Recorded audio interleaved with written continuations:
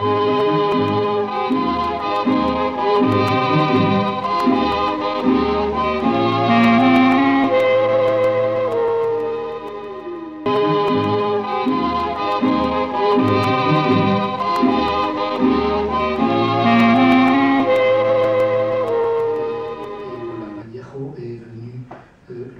rejoindre. Vallejo qui est présent dans la collection, mais s'il est là dans la collection, cela n'aurait pas été possible, je le dis parce que c'est ainsi, sans une fée discrète et une amie précieuse dont le nom a été dit, je salue parmi nous ce soir, Annie Morvan. C'est une fée, puis à côté de la fée, il y a un magicien. Le magicien, un partenaire et un ami éditorial, c'est François Pitrani, le directeur général de la Maison de l'Amérique latine où nous sommes ce soir, et son président, Alain Rouquier. Enfin, bien sûr, les éditions du Seuil, Olivier Bétournier, qui en est actuellement le PDG. La poésie de Vallejo remonte à 1984, où Georges Centrin m'a emmené sur la tombe de Vallejo au cimetière Montparnasse et a récité « Je mourrai à Paris un jour de pluie », un des poèmes, un des plus beaux poèmes de Vallejo, qui est peut-être d'ailleurs le plus cité. En fait, oui, c'était dans le cadre d'une émission, parce que à l'époque je travaillais pour Radio France, pour France Culture, et j'avais fait une émission de 3h30 sur Georges Centrin, avec Georges Centrin et autour de Georges Centrin. Et la première chose qu'il m'avait demandé, c'était d'aller sur cette tombe, qui à l'époque était régulièrement fleurie d'un bouquet aux couleurs du drapeau républicain espagnol. Je connaissais le nom de Vallejo et je connaissais quelques poésies de Vallejo parce que avant, parmi tous les métiers que j'ai plus ou moins bien fait, j'étais éditeur et en tout à fait mes débuts, en 1962 ou 3, j'ai publié une anthologie le romancero de la résistance espagnole, qui était une anthologie qui avait été en fait réunie par un auteur italien. Et dans cette anthologie figuraient déjà les poèmes de Vallejo, et notamment celui qui me dit « Garde-toi Espagne de ta propre Espagne ». Ensuite, mais c'est quand même, oui, c'est à Georges Centrin que je dois ce compagnonnage finalement avec la poésie de Vallejo. Et plus tard, j'ai commencé à essayer de traduire. Il y a déjà 15 ans que j'ai essayé de traduire des poèmes. Et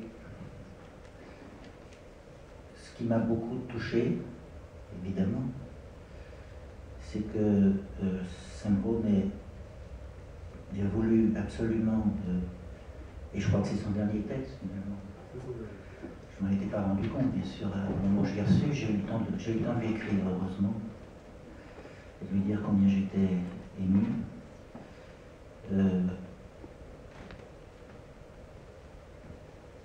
Je m'étais bien rendu compte à quel point ce texte, ce poète, ces poésies, Vallejo, lui tenait à cœur.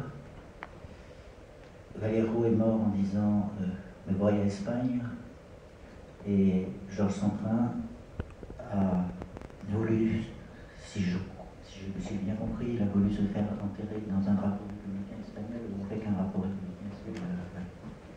Je pense qu'il y a une continuité. D'ailleurs, les dernières lignes de la préface de Georges Centrin se terminent par hommage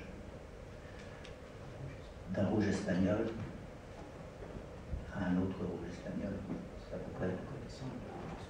Hommage reconnaissant de rouge espagnol. Donc voilà, c'est ce que je dois à Centrin, c'est énorme. Je lui dois beaucoup, je lui dois un compagnonnage avec lui, Georges Centrin, qui remonte à la fin des années 60, donc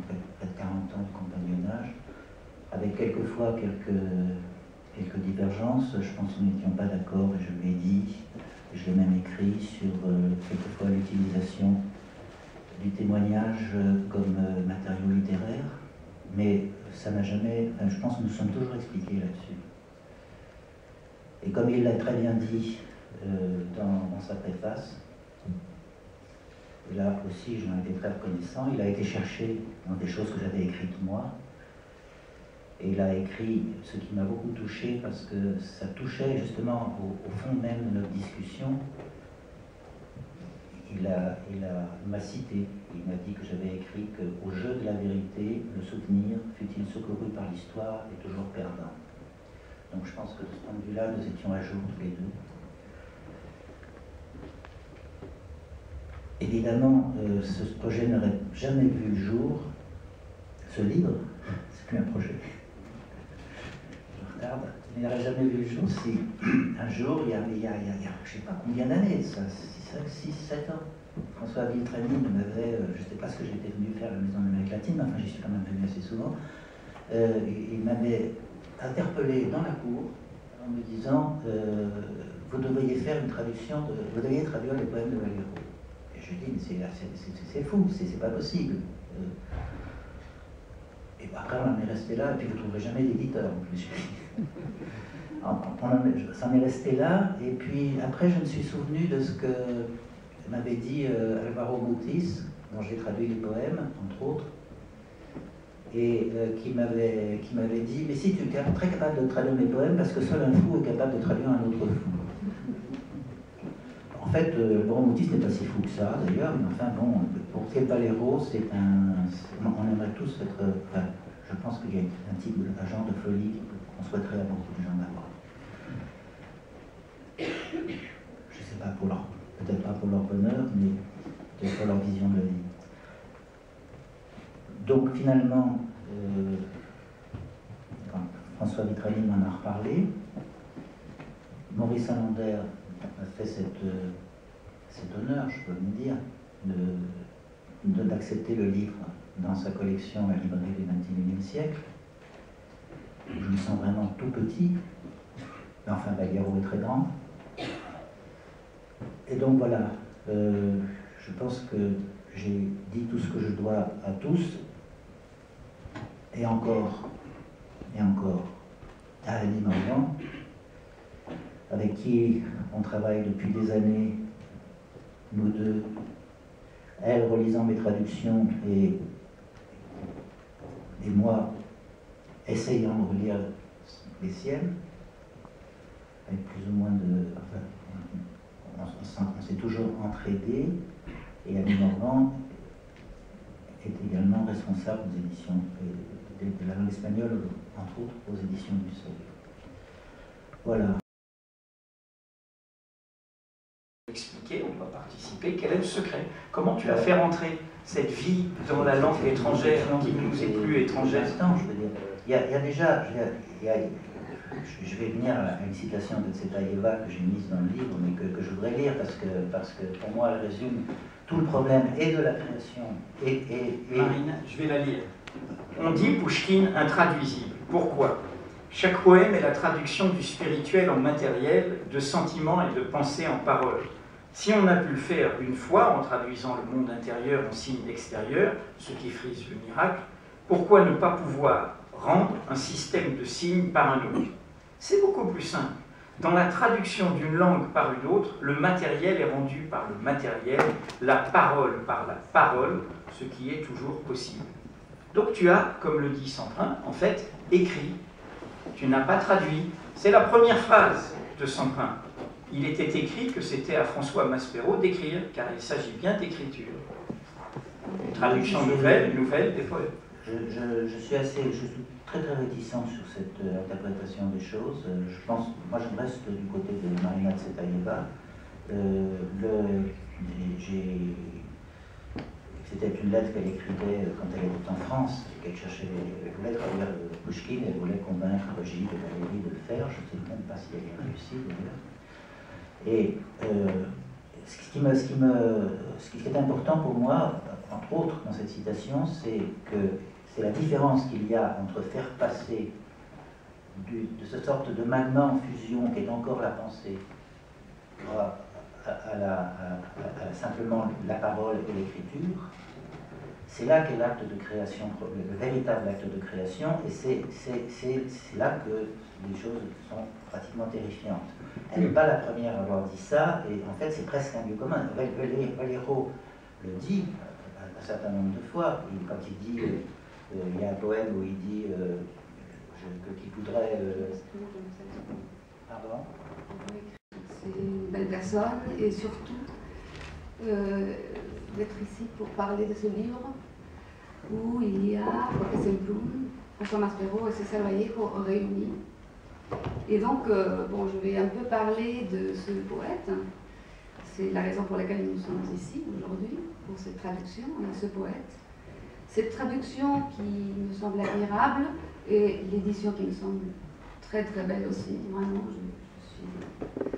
je suis émue de voir Vallejo dans cette collection. Et bon, peut-être un petit rappel, cette traduction arrive après d'autres traductions de l'œuvre de Vallejo. Avant, il y a eu en 1967, dans la collection Poètes d'aujourd'hui de Segers, 41 poèmes de César Vallejo, de poèmes humains, et 8 d'Espagne écarte de moi ce calice. C'est, disons, le premier livre important par lequel Vallejo arrive en France, on va dire. Traduction de la veuve de Vallejo, Georgette Vallejo, préfacée et révisée par Américo Ferrari, un grand poète et un grand spécialiste de César Vallejo. Ensuite vient Poésie complète, en 1983, en édition Flammarion, traduite par Gérard de Cortance, et qui a le mérite de faire œuvre de défrichage, de cette terra incognita qui était l'œuvre de Vallejo. Combatiente vino hacia él un hombre y le dijo: no mueras, te amo tanto. Pero el cadáver, ay, siguió muriendo. Se le acercaron dos y repitiéronle: no nos dejes, valor, vuelve a la vida. Pero el cadáver, ay, siguió muriendo.